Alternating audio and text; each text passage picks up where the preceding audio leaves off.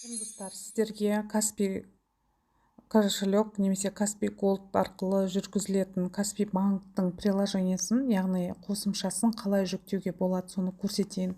Play Marketке кіресіздер, міндетті түрде сол жерге Play Marketке, яғни іздеу парақшасына жазамыз. Каспий деп, Каспий KZ деп жазасыздар, көрдіңіздер. Мында осылай шығады приложение ресми. Оны установить деген жерге бастық. Установитті басып, осы қосымшаны толықша жүктейміз. Приложение толықтай жүктелді. Міне жүктеліп жатыр, қарап отырсаңыздар. Және де одан кейін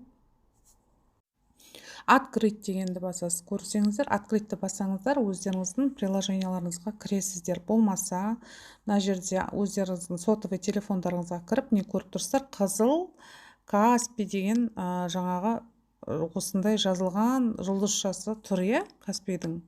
Осыған кіресіздер. Кіріп, өздеріңіздің мысалға телефондарыңыз, егер сіздер тіркелмеген болсаңыздар, регистрация дегенге басасыздар. Қазір мына жерде былай алсаңыздар, вход, регистрация көріп тұрсыздар ғой. Мына жерде тіркелмеген болсаңыздар, телефондарыңызды